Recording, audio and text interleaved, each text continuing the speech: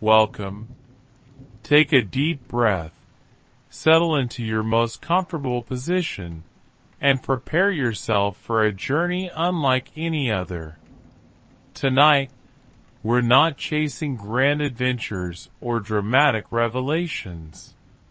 Instead, we're embarking on something far more intimate, far more calming, a gentle exploration of the objects that surround you every single day, yet remain mysteriously invisible to your conscious mind.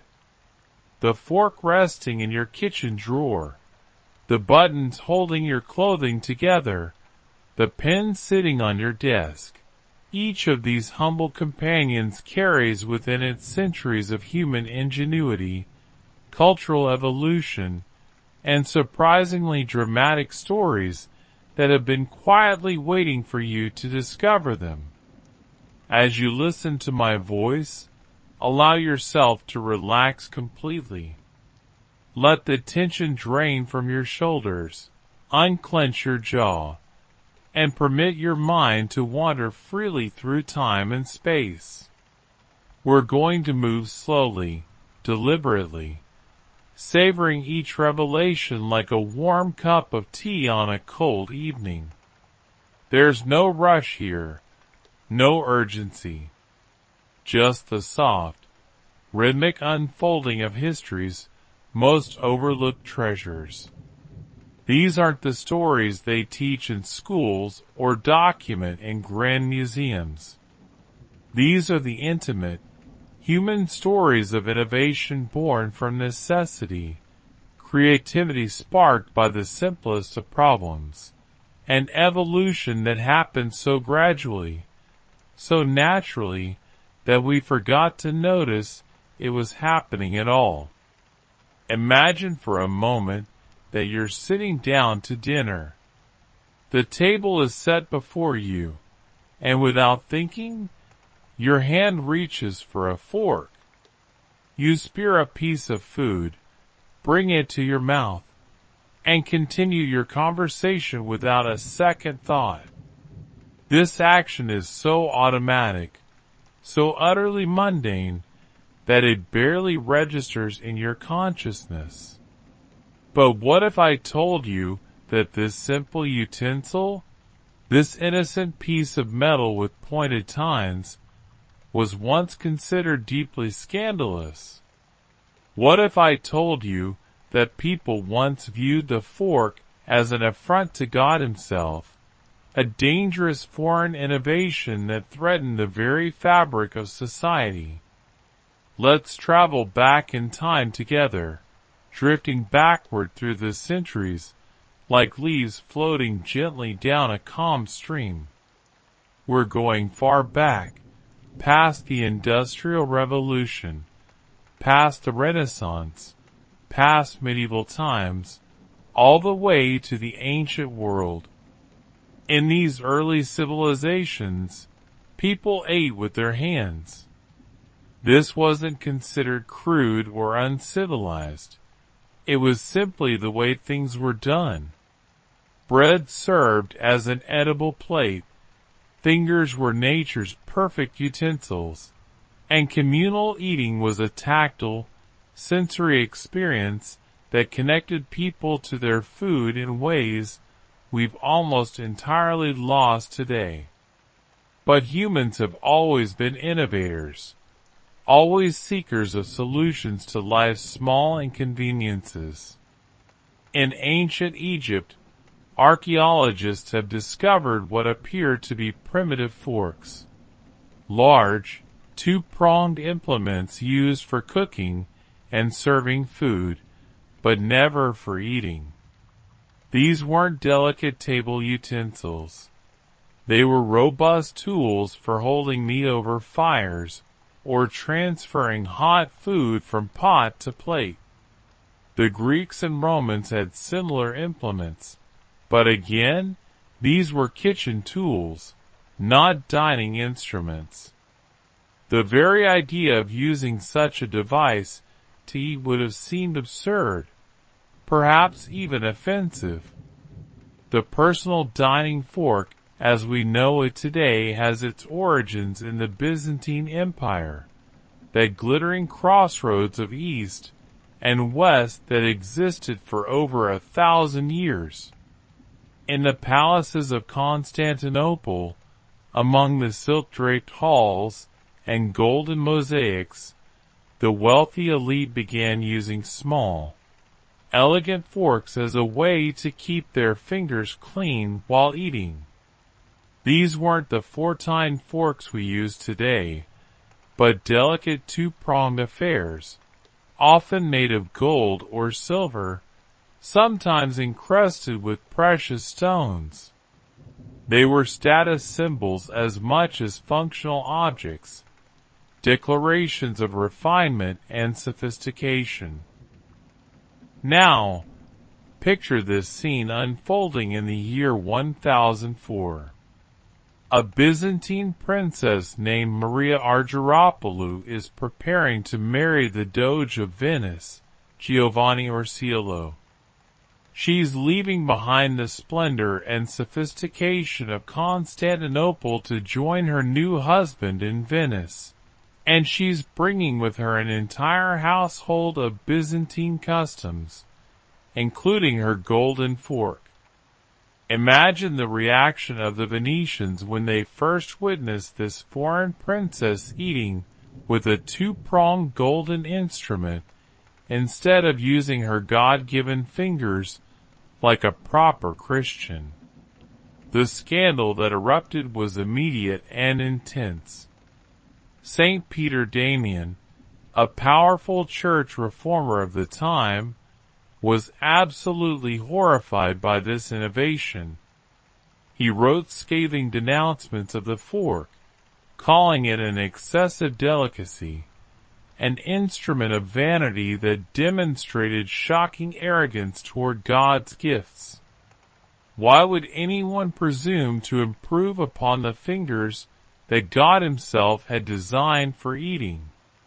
The fork, in his view, was an insult to divine wisdom, a symptom of Byzantine decadence corrupting good Christian values. When Princess Maria died of the plague just 2 years after her marriage, St. Peter Damian declared it divine punishment for her sinful use of the fork. God, he proclaimed, had struck her down for her vanity and pride. Can you imagine? Dying, and having your death attributed to your choice of cutlery. It seems almost comically absurd from our modern perspective, yet it reveals something profound about how deeply cultural norms run, how resistant humans can be to change, how even the smallest innovations can threaten the established order. The fork represented more than just a new way to eat. It symbolized foreign influence, class distinctions, and a departure from tradition that made people deeply uncomfortable. For centuries after Princess Maria's death, the fork remained largely forgotten in Western Europe. People continued eating with their hands, using knives to cut meat and spoons for liquids. But the fork was viewed with suspicion and disdain. It lingered in the East, slowly evolving, gradually being adopted by the upper classes in Italy, but making no significant progress beyond the Mediterranean. The Catholic Church's influence was powerful, and anything associated with vanity or excessive refinement was viewed as spiritually dangerous. But gradually, imperceptibly, attitudes began to shift. By the 16th century, forks were becoming more common among Italian nobility. Catherine de' Medici, that great patron of arts and culture, brought forks with her to France when she married King Henry II in 1533. Like Princess Maria 5 centuries before her, Catherine introduced French courtiers to this Italian innovation, though unlike Maria, Catherine lived to see her influence take hold. Still, adoption was slow. Even among the aristocracy, many continued to view the fork as affected and unnecessary. The fork's journey through France and eventually to England took decades. King Henry III of France was known to use a fork, though his courtiers mocked him for it. In England, the fork was even slower to gain acceptance. Thomas Corate, an English traveler, encountered forks during his journey through Italy in 1608 and was so fascinated by them that he brought the practice back to England and wrote about it extensively. His friends ridiculed him, calling him Versifer, Latin for fork-bearer, meant as an insult. But Corate persisted, and slowly, gradually, the English aristocracy began to see the practical advantages of the fork. Think about what was happening in these centuries. Europe was emerging from medieval isolation, trade routes were expanding, cultural exchange was accelerating, and new ideas were flowing across borders like never before. The fork rode this wave of transformation, shifting from scandalous foreign oddity to practical innovation to essential table implement. By the late 17th and early 18th centuries, forks had become standard among the upper classes throughout Europe. The design evolved too. 2 prongs gave way to 3, then 4, creating the stable, efficient utensil we know today. But here's where the story becomes truly fascinating. The fork didn't just change how people ate. It changed social dining itself. With forks, meals became more refined, more structured, more formal. Table manners grew increasingly elaborate. The distance between your mouth and your food increased, creating both literal and metaphorical space. Eating became less visceral, less primal, more civilized, or at least, that's how it was perceived. The fork represented humanity's growing separation from nature, our increasing reliance on tools and technology to mediate our most basic activities. By the 19th century, forks had become so commonplace that people forgot they'd ever been controversial. Mass production made them affordable for the middle and working classes. Different types of forks emerged: salad forks, dessert forks, fish forks, each with its own specific purpose and proper use. The fork became a marker of class and education. Knowing which fork to use when became a social skill, a way to distinguish the refined from the rough, the educated from the ignorant. And now, here we are, centuries later, and you probably own dozens of forks. They sit in your drawer, utterly ordinary, completely unremarkable. You use them without thinking, without remembering that people once died and were condemned by saints for using them. The scandal has been completely forgotten, dissolved by time into nothingness. The fork's journey from taboo to table is complete. But let's not leave the fork just yet. Consider for a moment what this story teaches us.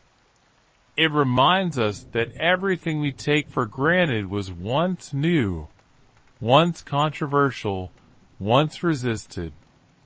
It shows us that cultural change happens slowly, that innovation faces resistance, that what seems obvious and necessary to us would have seemed strange and wrong to our ancestors.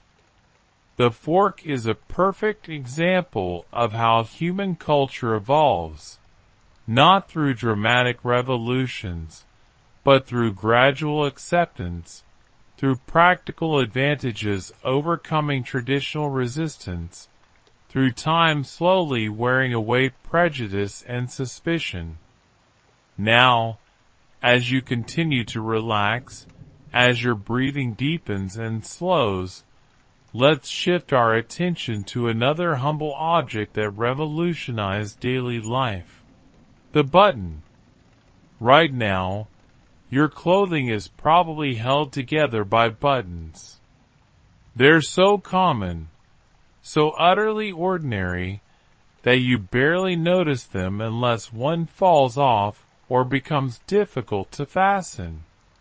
But buttons, like forks, have a rich and surprisingly complex history, a journey from luxury decoration to practical fastener that mirrors the evolution of fashion, industry, and social structure itself. Close your eyes and picture the earliest humans, wrapped in animal skins and furs. How did they keep these coverings secure? Mostly through simple wrapping and tucking, occasionally using bone pins or plant fiber ties. These methods worked, but they were imprecise, time-consuming, and often uncomfortable. For thousands of years, this was simply how clothing worked. Pins, brooches, and fibulae, decorative clasps that worked like safety pins, were used by ancient civilizations from the Greeks to the Romans to hold fabric in place. These weren't buttons in any sense we'd recognize, but they served a similar purpose, keeping clothing closed and secure. The button itself has ancient origins, but not as a fastener. Archaeological evidence suggests that buttons existed as far back as 2000 BC in the Indus Valley Civilization, but these early buttons were purely ornamental. They had no practical purpose beyond decoration. Made from shells, bone, wood, or metal, they were sewn onto garments as embellishments, status symbols, markers of wealth and craftsmanship. They weren't functional. They didn't close anything, didn't hold anything together. They were simply beautiful objects, appreciated for their aesthetic value alone. This ornamental tradition continued for millennia. In ancient Rome, buttons appeared on military uniforms and formal wear, but always as decoration, never as fasteners. The same pattern held in medieval Europe, where buttons were luxury items, often made of precious metals and gemstones, worn by nobility to display their wealth. A single button might be worth a small fortune, passed down through generations as an heirloom. These buttons made statements about power, prestige, and social position, but they didn't actually close your clothing. So what did people use to fasten their garments? The answer varied by culture and time period, but generally involved laces, ties, pins, and brooches. Medieval clothing often featured elaborate lacing systems that took considerable time to fasten and unfasten.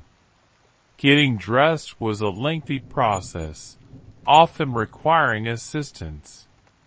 This was actually a feature, not a bug. Complex fastening systems reinforced class distinctions, as wealthy people could afford servants to help them dress, while common people needed simpler, more practical solutions. The breakthrough came in 13th century Germany, when someone, history hasn't preserved their name, had a moment of inspiration. What if buttons, instead of being merely decorative, could be functional? What if you created a loop or hole in fabric, and used a button to secure the two sides together? This seems so obvious to us now, but it was genuinely revolutionary at the time. The buttonhole, that simple slit in fabric, transformed the button from luxury decoration to practical fastener. This innovation spread slowly at first, limited primarily to Germany and neighboring regions. But by the 14th century, functional buttons were becoming more widespread across Europe. They appeared on coats, tunics, and eventually undergarments. The practical advantages were enormous. Buttons allowed for much more fitted clothing. You could now create garments that hugged the body, opened and closed easily, and stayed securely fastened during activity. This was the beginning of tailored fashion as we know it. Think about what this meant for clothing design. Before functional buttons, garments had to be loose enough to pull over your head, or they required elaborate lacing systems. With buttons, you could create precisely fitted clothing that opened completely, making it easy to put on and take off. The entire silhouette of fashion changed. Men's doublets became more form-fitting, showing off the body in ways that had been impossible before. Women's dresses, while still constrained by other fastening systems for several more centuries, gradually adopted buttons for sleeves, bodices, and other elements. The button also democratized fashion in unexpected ways. While elaborate decorative buttons remained status symbols for the wealthy, simple functional buttons became affordable for common people. A peasant might own only a few garments, but buttons made those garments more practical and durable. A single set of clothing with buttons could be worn for different activities, easily opened for physical labor, then closed for warmth or modesty. The button made fashion more versatile, more functional, more accessible. By the Renaissance, buttons were everywhere. Men's clothing, in particular, featured dozens, sometimes hundreds, of buttons. This wasn't just function, it was fashion statement. A gentleman's doublet might have 20 or 30 visible buttons running down the front, with dozens more on sleeves and elsewhere. These buttons were often elaborate works of art themselves, carved from ivory, cast in precious metals, enameled with intricate designs. The button became a canvas for craftsmanship, a way to display wealth and taste in miniature. Women's fashion was slower to fully embrace the functional button, partly because women's garments often featured different construction methods, and partly because of social conventions about modesty and propriety. But gradually, buttons appeared on more and more women's clothing, sleeves, bodices, riding habits, coats. The button was becoming universal. Then came the Industrial Revolution, and everything changed. Before industrialization, every button was handmade. craftspeople carved them from bone, shell, wood, or horn, or cast them from metal. This was time-consuming, skilled work, and buttons remained relatively expensive. But in the late 18th and early 19th centuries, factories began producing buttons on an industrial scale.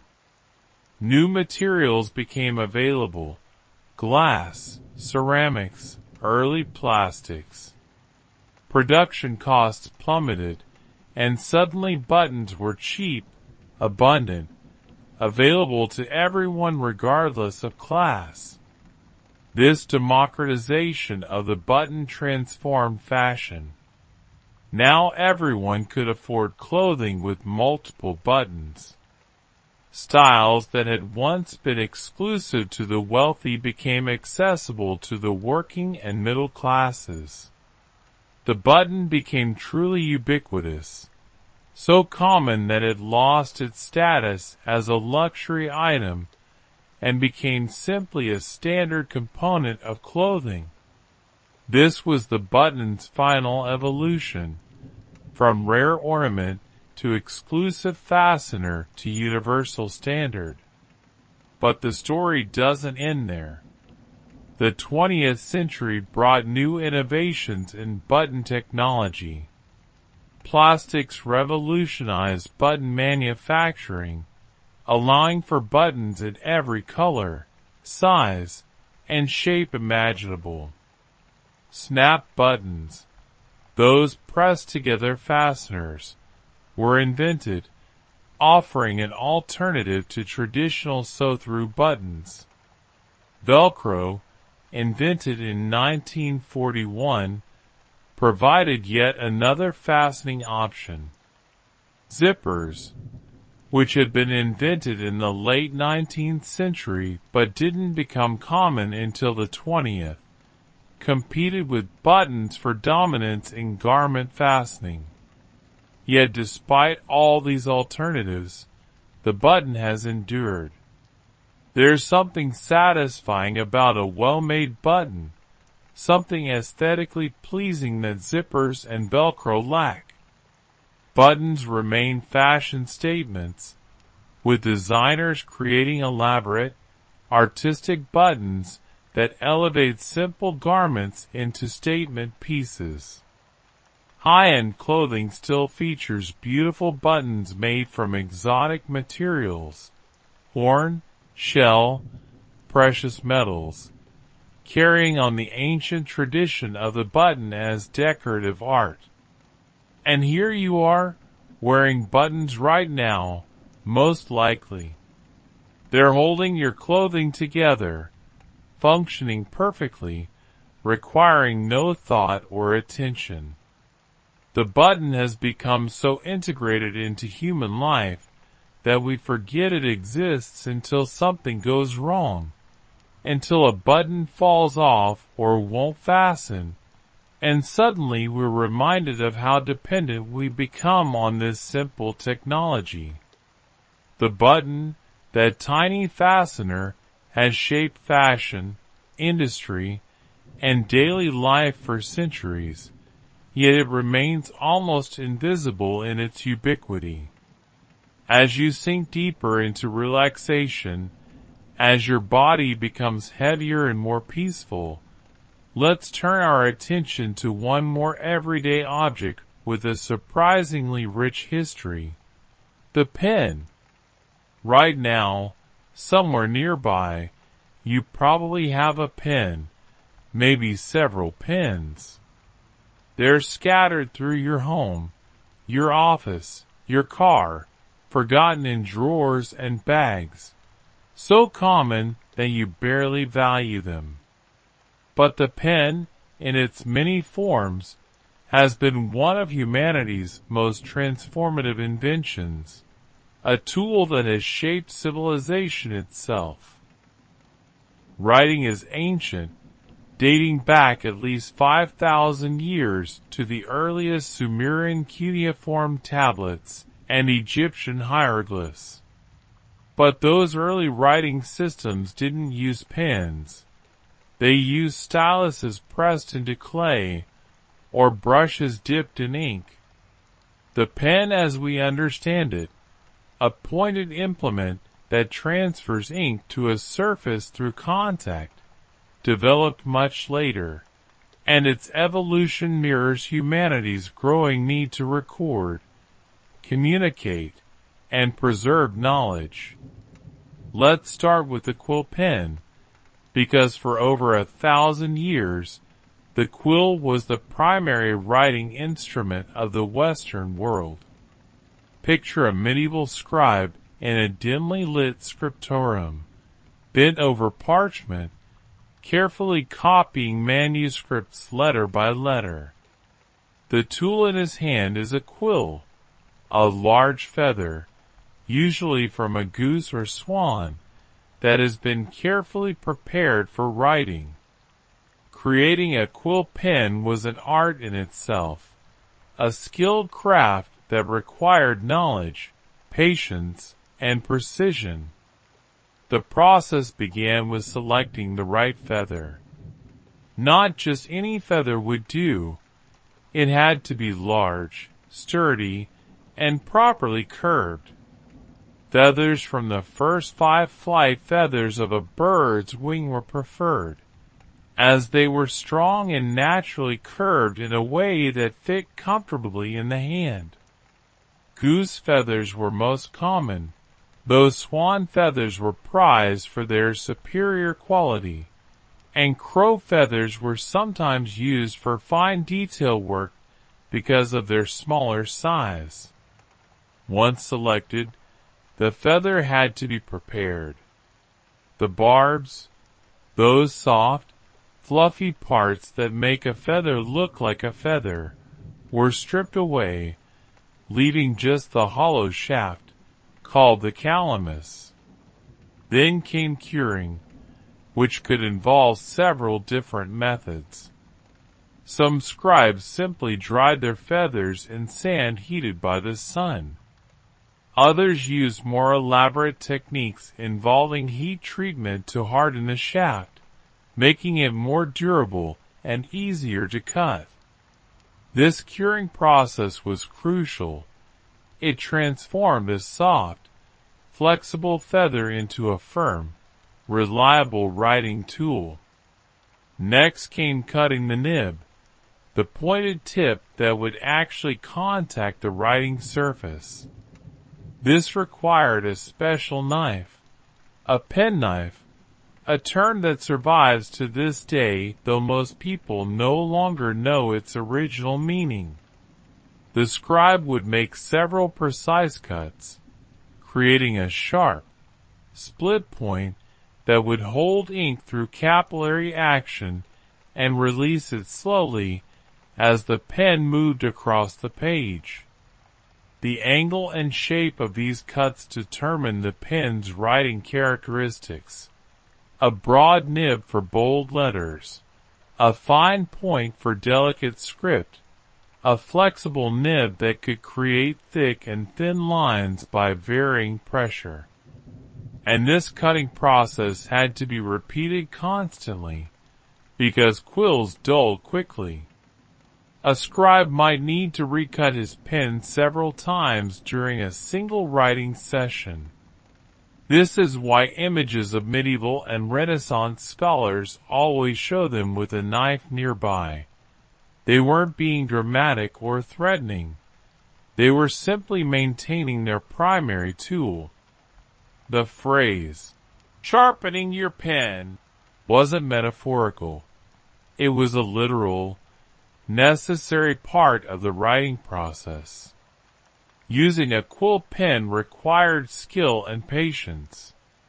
You couldn't press too hard, or you'd damage both the pen and the writing surface. You had to dip the pen in ink frequently, but not too frequently, or you'd create blots and smears. You had to maintain the proper angle, the proper pressure, the proper rhythm. Good handwriting wasn't just about letter formation. It was about mastering the complex physical relationship between hand, pen, ink, and surface. Despite these challenges, quill pens dominated writing for over a millennium, from roughly the 6th century CE to the mid-19th century. Think about that.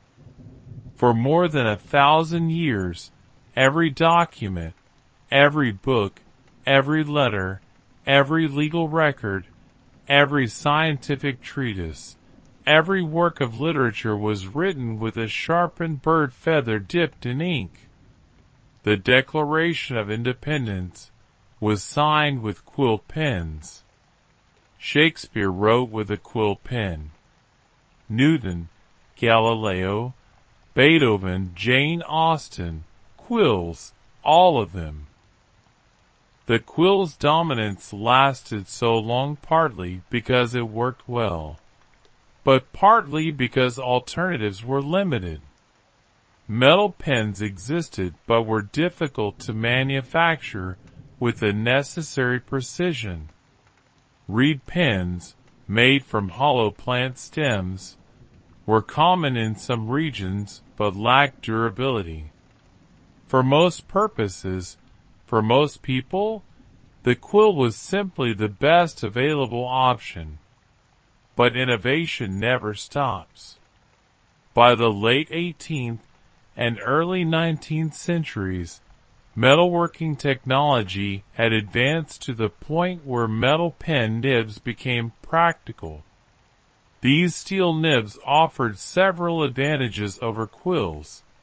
They were more durable, didn't require constant resharpening, and could be manufactured in consistent sizes and shapes. The transition from quill to steel nib happened gradually over several decades, but by the mid-1800s, mass-produced steel nibs had largely replaced quills in everyday use. These dip pens, metal nibs attached to wooden or metal holders, still required frequent dipping in ink, but they were much more practical than quills. They made writing more accessible, more efficient, more consistent. A clerk could work faster with a steel nib than with a quill.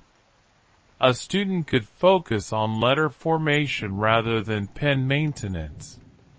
Writing became slightly less of a specialized skill and slightly more of a universal capability. But even dip pens had significant limitations. You still had to carry a bottle of ink. You still had to dip constantly, interrupting your writing flow. You couldn't write while traveling or standing. You needed a flat, stable surface. These constraints limited where and how people could write, keeping writing tethered to desks and inkwells. The fountain pen changed everything. The basic principle is elegant. Store ink inside the pen itself, with a feed system that delivers ink to the nib through capillary action. Early fountain pens existed as far back as the 10th century, but they were unreliable, leaky, impractical. The technology simply wasn't ready. For centuries, inventors tried and failed to create a truly functional fountain pen. The breakthrough came in the mid-19th century with improvements in manufacturing precision, materials science, and understanding of fluid dynamics. Lewis Waterman, an American insurance salesman, is often credited with inventing the first practical fountain pen in 1884, though this oversimplifies a complex history involving many inventors. What Waterman did was create a reliable feed system, a channel that delivered ink smoothly and consistently without flooding or skipping. He built his fountain pens carefully, by hand, testing and refining each one. They worked, and they kept working. The fountain pen's impact on society can hardly be overstated. For the first time in human history, writing became truly portable. You could write on a train, in a cafe, while standing, while walking. Journalists could take notes in the field. Students could write anywhere. Business people could sign contracts and conduct affairs away from their offices. The fountain pen liberated writing from the desk, democratized it, made it available whenever and wherever it was needed. Fountain pens also influenced writing style itself. Because they wrote more smoothly and consistently than dip pens, they enabled faster, more fluid handwriting. Cursive writing became more practical and widespread. Personal correspondence flourished. The fountain pen became a status symbol. High-quality pens from makers like Mont Blanc, Parker, and Schaefer became treasured possessions, often given as graduation gifts or professional milestones. For decades, the fountain pen reigned supreme. It was the writing instrument of choice for anyone who wrote regularly. But it still had limitations. Fountain pens could leak, especially at high altitudes or in changing temperatures. They required maintenance, filling, cleaning, occasionally replacing parts. They were fragile, easily damaged by dropping or mishandling. And they were relatively expensive, putting high-quality fountain pens out of reach for many people. Enter the ballpoint pen, perhaps the most revolutionary writing instrument in history. The concept was simple. Replace the fountain pen's nib with a tiny rolling ball that picks up ink from a reservoir and deposits it on paper. But making this concept work proved extraordinarily difficult. Early ballpoint pens, invented in the late 19th century, failed commercially because they either leaked constantly or didn't write at all.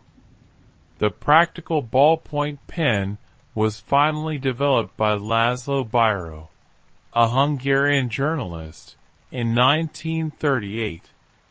Biro was frustrated with fountain pens. They leaked on his notes, and the ink took too long to dry, causing smears. He noticed that newspaper ink dried quickly and didn't smear, but it was too thick for fountain pens. His key innovation was developing a special thick ink and a ball and socket mechanism that would work together reliably. The ball rotated as you wrote, picking up ink from the reservoir and depositing it on paper in a smooth, consistent line. Biro's invention arrived at a perfect historical moment. World War II was beginning, and military forces needed pens that would work reliably at high altitudes in unpressurized aircraft, something fountain pens couldn't do. The British Royal Air Force bought the rights to Biro's design, and ballpoint pens became standard issue for pilots and navigators. After the war, ballpoint technology spread rapidly into civilian use. But early ballpoint pens were expensive, roughly equivalent to $100 in today's money. They were marketed as luxury items, status symbols for business executives and professionals. The ink was often unreliable, and the pen still leaked sometimes. It took years of refinement to get the technology right. Marcel Bitch, a French manufacturer, perfected low-cost, reliable ballpoint pens in the early 1950s, creating the Bic Cristal, which remains one of the world's best-selling pens. Suddenly, truly reliable, affordable, disposable pens were available to everyone. The ballpoint pen's impact on literacy, education, and global communication cannot be overstated. For the first time in human history, writing implements were so cheap that they could truly be considered disposable. You didn't need to treasure your pen, maintain it carefully, worry about losing it. You could buy pens by the dozen, keep them everywhere, lend them freely.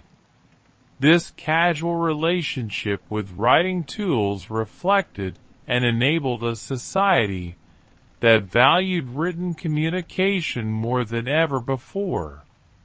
Think about the explosion of written communication in the second half of the 20th century. Forms, applications, letters, notes, lists, signatures on endless documents. This would have been far more difficult with fountain pens or dip pens.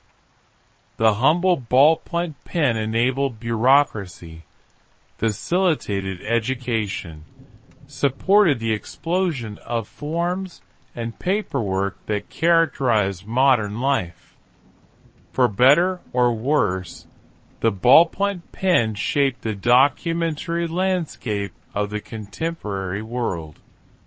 And the evolution didn't stop there. Felt-tip pens, rollerballs, gel pens, each offering slightly different writing experiences, different advantages. The late 20th century also saw the rise of mechanical pencils, offering the irreversibility of pencils with the convenience of pens. Each innovation found its niche, its particular use case where it excelled. Now, of course, we're in the midst of another writing revolution, digital. Keyboards, touch screens, voice-to-text, many people, especially young people, write far more with electronics than with physical pens. Some schools are even debating whether to continue teaching cursive writing, since it's becoming less necessary in a digital world. The pen, after thousands of years of centrality to human communication, is facing potential obsolescence. Yet pens endure. Despite smartphones and laptops, despite voice recognition and digital assistants, people still use pens every day. There's something direct, immediate, and personal about pen and paper that digital writing can't quite replicate.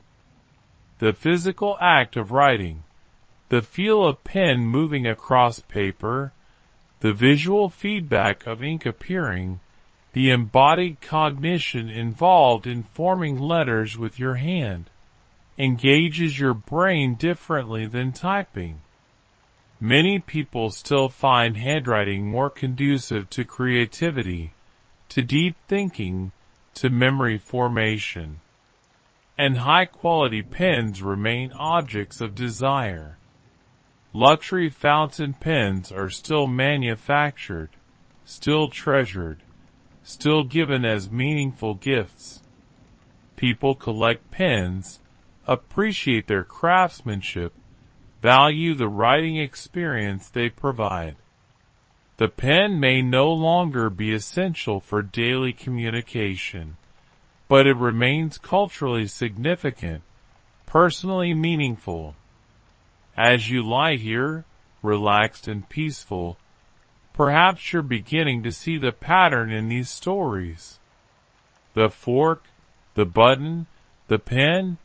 Each of these objects began as solutions to specific problems. Each evolved gradually, facing resistance and skepticism before gaining acceptance. Each was initially a luxury, accessible only to the elite, before mass production democratized it. Each shaped society in ways both obvious and subtle. And each became so common, so ordinary, that we forgot they have histories at all. This is the magic of everyday objects. They're time machines, carrying within them the accumulated wisdom and creativity of countless forgotten innovators. They're testaments to human ingenuity, to our endless drive to improve, to make life easier, more efficient, more comfortable. They're also reminders of how recently our modern world came into being. Your great-great-grandparents lived in a world without ballpoint pens, without zippers, without many of the things you consider absolutely basic necessities. Consider the clock for a moment. Right now, you probably know exactly what time it is, even if you can't see a clock, because timekeeping is so embedded in modern life. You have appointments, schedules, deadlines. Your day is structured around hours and minutes. But this obsession with precise time is a recent development in human history. For most of human existence, people didn't know or care what precise time it was. They knew roughly when the sun would rise and set. They knew the seasons. That was sufficient. Early timekeeping devices, sundials, water clocks, candle clocks, were imprecise and limited. Sundials only worked when the sun was shining. Water clocks required constant attention. These devices told you approximately when to do things, but precision was neither expected nor necessary. Medieval monasteries developed more sophisticated timing systems because they needed to coordinate prayer services, but even these were rough by modern standards. Mechanical clocks, driven by weights and escapements, appeared in Europe in the 13th century. Initially, these were enormous devices installed in church towers, serving entire communities. The sound of church bells ringing the hours organized communal life, calling people to prayer, to meals, to work. But these early clocks were wildly inaccurate by modern standards, losing or gaining as much as 15 minutes per day. Personal timekeeping came much later. Pocket watches, which became fashionable in the 16th and 17th centuries, were expensive luxury items, affordable only to the wealthy. They were also unreliable, requiring frequent winding and adjustment. The idea that everyone would own a personal timepiece would have seemed absurd. The transformation came with industrialization. Factories required synchronized labor. Workers needed to arrive at specific times, work for specific durations, coordinate complex production processes. Railroads needed precise scheduling to avoid collisions on shared tracks. Suddenly, accurate, affordable timekeeping became essential. The watch industry exploded, driven by these practical needs. Mass production techniques, pioneered in America in the mid-19th century, made watches affordable for working-class people for the first time. By the early 20th century, wristwatches, initially considered effeminate and impractical, became standard during World War I, when soldiers needed to coordinate attacks while keeping their hands free. After the war, wristwatches became fashionable for everyone. The precise scheduling of modern life became possible, then expected, then mandatory. And now we live in a world of atomic clocks, GPS satellites synchronizing time across the globe to within nanoseconds, everyone carrying smartphones that display time more accurately than the best chronometers of just decades ago. We've become tyrannized by time, scheduled down to the minute, anxious about being late, constantly aware of hours, minutes, seconds ticking away. Was this progress? In some ways, certainly. Precise timekeeping enables coordination on scales that would have been impossible before. Global communication, transportation networks, financial markets, all depend on synchronized time. But we've also lost something, a more relaxed relationship with time, a sense that not everything needs to be precisely scheduled, that some activities can simply happen when they happen. Or think about the humble paper clip, that bent wire sitting in your desk drawer. The paperclip as we know it was invented in the 1890s, though people had been fastening papers together for centuries using pins, ribbon, wax seals, and other methods. The modern paperclip's design is so simple, so elegant, that it's essentially unchanged since its invention over a century ago. Billions are produced every year, used once or twice, then discarded or repurposed. The paperclip has become a symbol of office work, of bureaucracy, of the endless shuffling of documents that characterizes modern administrative life. During World War II, Norwegians wore paperclips on their lapels as a symbol of resistance and unity against the Nazi occupation, a small, everyday object transformed into a powerful political statement. The paperclip's simplicity made it perfect for this purpose. It couldn't be banned without absurdity, yet it communicated solidarity clearly to those who understood its meaning. Think about eyeglasses, correcting vision for billions of people worldwide. The basic principle was understood in ancient times. Looking through curved glass or water could magnify objects, but practical eyeglasses only appeared in late 13th century Italy. For hundreds of years afterward, they remained expensive and relatively rare. Poor vision simply limited what many people could do. Reading was difficult or impossible for people with certain vision problems, limiting literacy and learning. Craftspeople with deteriorating vision had to retire early, losing their skills and livelihoods. The mass production of affordable eyeglasses in the 19th and 20th centuries transformed countless lives.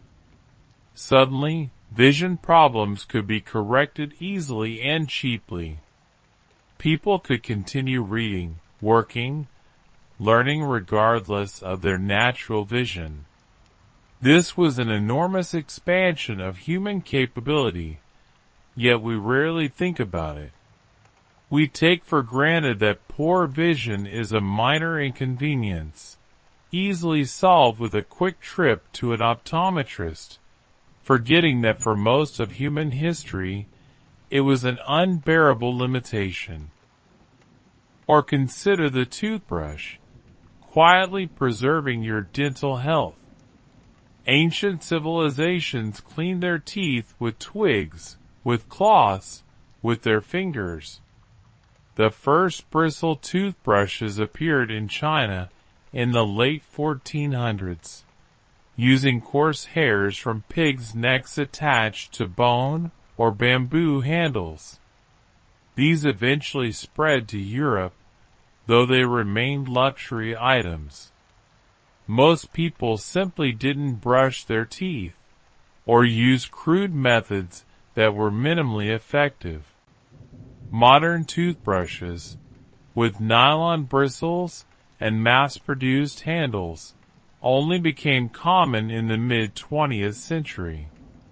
The explosion of dental health in developed countries, the fact that losing your teeth is no longer an inevitable part of aging, relates directly to better nutrition, fluoridated water, dental care, and yes, the humble toothbrush. Imagine what life was like just a century ago. Tooth decay was common and devastating.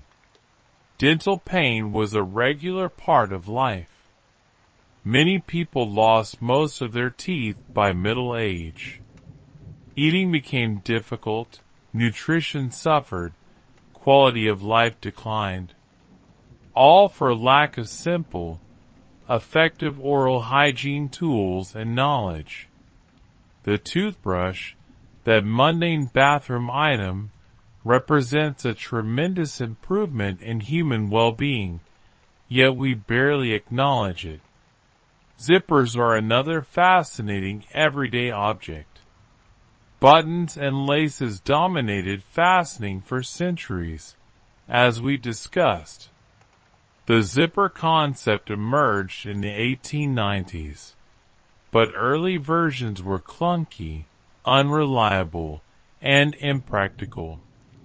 It took decades of refinement before zippers became viable. They were first adopted for tobacco pouches and boots, specialized applications where their advantages were clear. Fashion resisted zippers initially, viewing them as mechanical, inelegant, inappropriate for clothing. But gradually zippers found their place. They appeared on jackets, then pants, then dresses. By the mid-20th century, zippers were everywhere. They were faster than buttons, more secure than laces, more convenient than most alternatives. The zipper enabled new styles, close-fitting clothing that could still be put on and removed easily, for instance. It changed fashion, changed how we interact with our clothing. Yet like buttons and forks, zippers became so ordinary that we forgot they're a relatively recent innovation. A broken zipper frustrates us, but a working zipper goes completely unnoticed. We've absorbed this technology so completely that it's become invisible. The same pattern applies to countless other objects. Matches, giving us instant fire after millennia of struggling with flint and tinder. Refrigerators, preserving food and transforming diet and health. Light bulbs, extending productive hours beyond sunset. Umbrellas, keeping us dry without the weight and bulk of full rain gear. Velcro, providing quick, easy fastening for everything from shoes to spacesuits. Each of these items has a rich history. Each represents human creativity solving practical problems. Each has shaped society in ways we barely recognize. Think about adhesive tape, scotch tape, duct tape, medical tape. The ability to stick things together temporarily, removably, is enormously useful, yet it only became widely available in the 1920s and 30s. Before then, attaching things temporarily required pins, clips, fasteners, or permanent adhesives like glue. The various forms of adhesive tape opened up countless possibilities: repairing, crafting, organizing, labeling. Duct tape in particular has achieved almost mythical status for its versatility and strength. There are entire books devoted to creative uses of duct tape, a testament to how a simple adhesive product can capture human imagination. Or think about the eraser, that simple tool for removing pencil marks. Erasers were invented in the 18th century, using natural rubber to rub away graphite. Before erasers, people used bread crumbs to remove pencil marks, or they simply had to live with errors. The eraser made writing and drawing less permanent, less intimidating. You could experiment, make mistakes, correct them. This seemingly small change had profound educational implications. Learning became less about avoiding errors and more about exploring, trying, refining. The pencil itself has a fascinating history. The modern pencil emerged in the 16th century after a massive deposit of graphite was discovered in England. People initially thought graphite was a type of lead, which is why we still call the pencil's core lead, even though it contains no lead at all. Pencils combined this graphite with wood casings, creating a writing tool that was portable, didn't require ink, could be erased, and could create marks of varying darkness depending on pressure. The pencil was revolutionary for sketching, drafting, and casual writing. Artists embraced pencils enthusiastically. Engineers used them for technical drawings. Students used them for schoolwork. The humble wooden pencil, perhaps more than any other single tool, enabled mass education. Children could write and draw without the mess and expense of ink, without the permanence that made errors so costly. The pencil made learning accessible, forgiving, practical. Now consider the envelope, that simple folded paper container for letters. Envelopes became standard only in the 1840s, after postal reforms made sending letters affordable for ordinary people. Before envelopes, letters were simply folded and sealed with wax. The envelope provided privacy, protection, and a designated space for address and postage. This small innovation helped create modern postal systems, enabling the explosion of written correspondence that characterized the 19th and early 20th centuries. Stamps, those small adhesive labels proving postage has been paid, were invented in 1840 by the British postal system.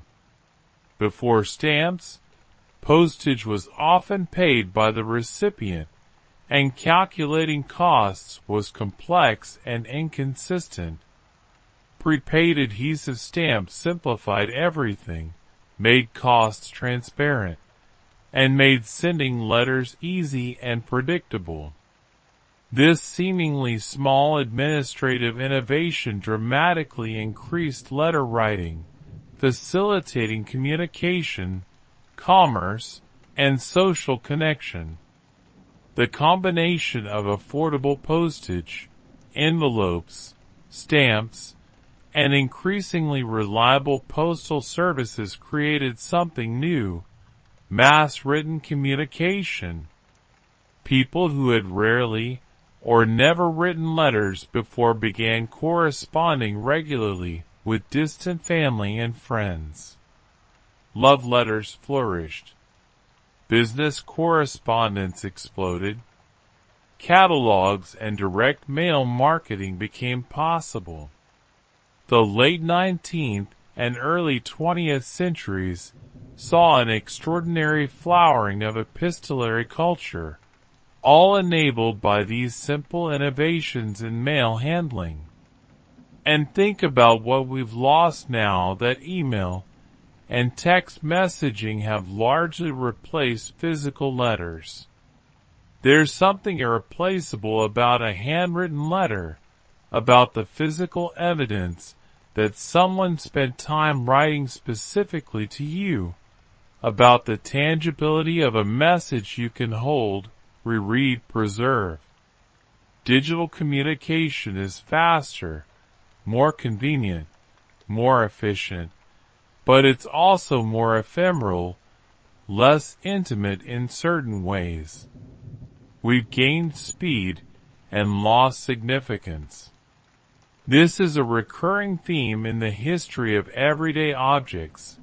Each innovation solves problems, but also creates new ones, or eliminates things of value along with things that were merely inconvenient. Fork made eating more refined but less visceral. The button made clothing more practical, but perhaps less beautiful. The ballpoint pen made writing more convenient but less elegant. The zipper made fastening quicker but less tactile. We gain efficiency but lose craftsmanship.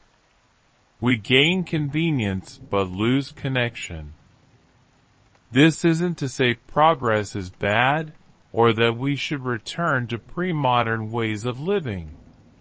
Few people would voluntarily give up their ballpoint pens for quills, their zippers for laces, their electric lights for candles.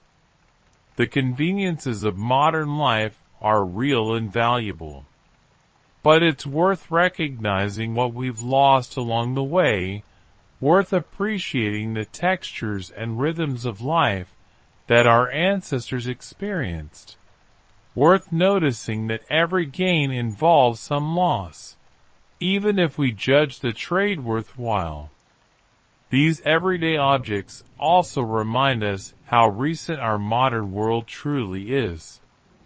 A person born in 1900 experienced more technological change in their lifetime than had occurred in the previous 1,000 years. They were born into a world of horses and gaslights and chamber pots, and many of them lived to see moon landings, computers, and antibiotics. The pace of change has been truly extraordinary, almost incomprehensible. Your great-grandparents lived in a world that would seem alien to you in many ways. They wrote with fountain pens or dip pens. They fastened their clothing with buttons and laces, never zippers. They told time by pocket watches that needed daily winding. They used ice boxes instead of refrigerators, keeping food cool with blocks of ice delivered by icemen. They lit their homes with oil lamps or early electric bulbs that gave off weak, flickering light. They washed clothes by hand or with manual wringers. They communicated by handwritten letters that took days or weeks to arrive. Was their life worse than yours?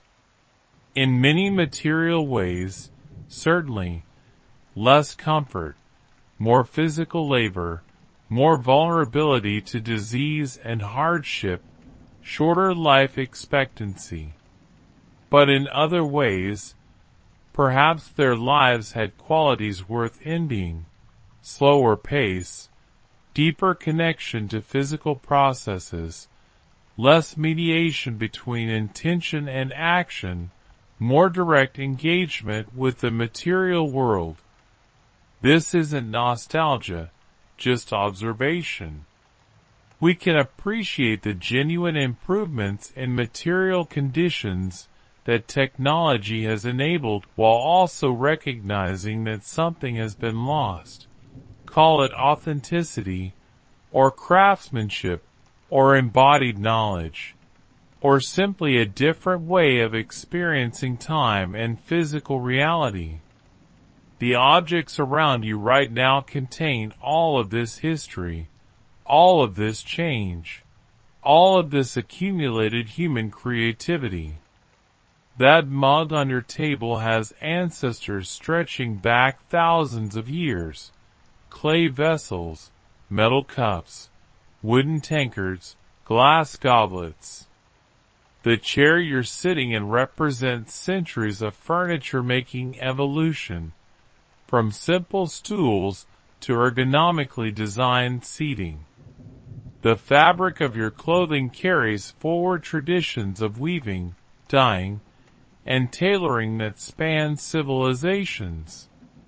Even the walls around you reflect accumulated knowledge about construction, insulation, and shelter.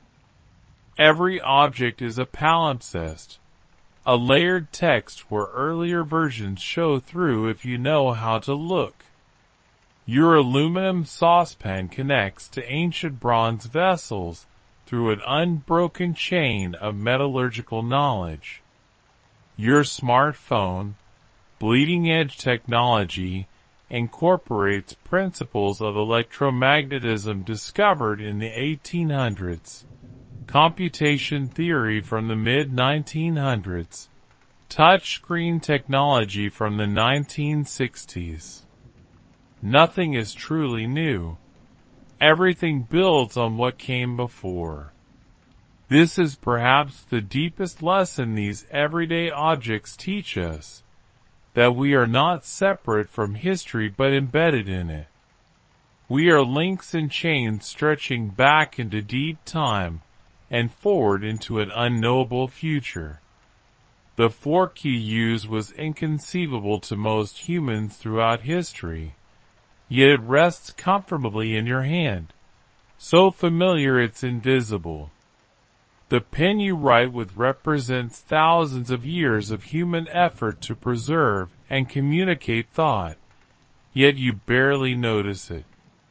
The buttons holding your clothing connect you to anonymous medieval German innovators, whose names are lost but whose creativity you benefit from every day. As you lie here in this peaceful state, breathing slowly and deeply, consider how extraordinary this is.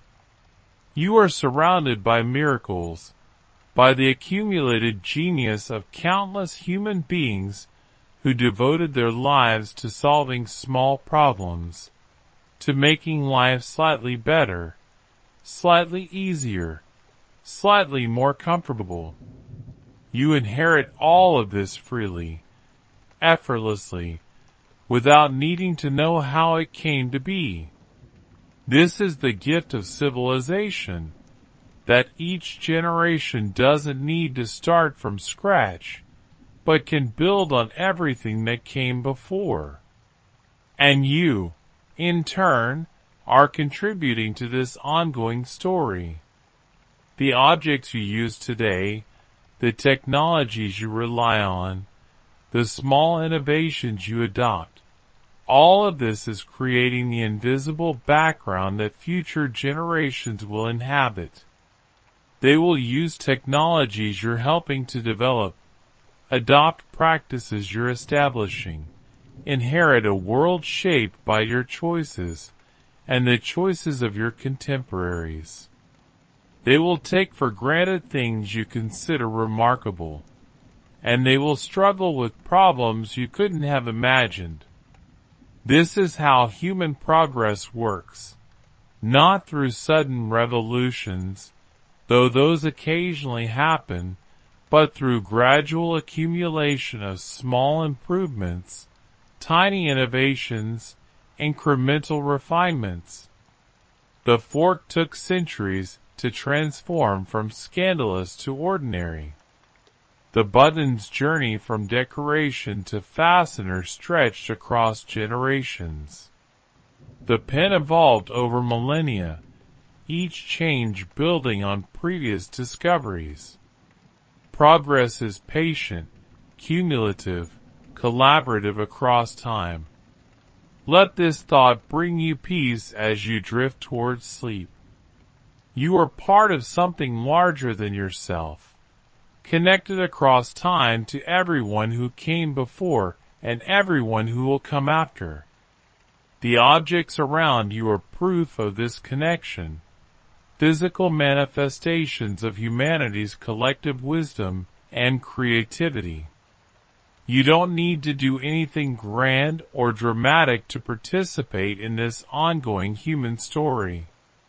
Simply living your life, using these tools, appreciating these small miracles, you're already part of it. The fork, the button, the pen, mundane objects that are actually extraordinary. They teach us to notice what we've stopped seeing, to appreciate what we take for granted, to recognize that even the smallest, most ordinary things carry profound histories. They remind us that innovation is often humble, that progress is usually gradual, that the most transformative changes are often the ones we eventually stop noticing. As you close your eyes and let sleep approach, carry this awareness with you. Tomorrow, when you pick up a fork or fasten a button or write with a pen, perhaps you'll pause for just a moment and remember that you're holding history in your hands. Perhaps you'll feel a quiet gratitude for all the forgotten innovators whose work makes your life possible. Perhaps you'll see the world around you slightly differently, recognizing that nothing is truly ordinary, that everything has a story, that the mundane is secretly magical. Let these thoughts drift through your mind as you sink deeper into rest. The gentle weight of history, the soft whisper of human creativity, the patient unfolding of innovation across centuries. Let it all wash over you like a warm wave, carrying you into peaceful sleep. The everyday items around you are keeping their ancient vigil, quietly serving you as they have served countless others before you, connecting you across time to the entire human family. Rest now. Sleep peacefully. And dream, perhaps, of humble objects that change the world.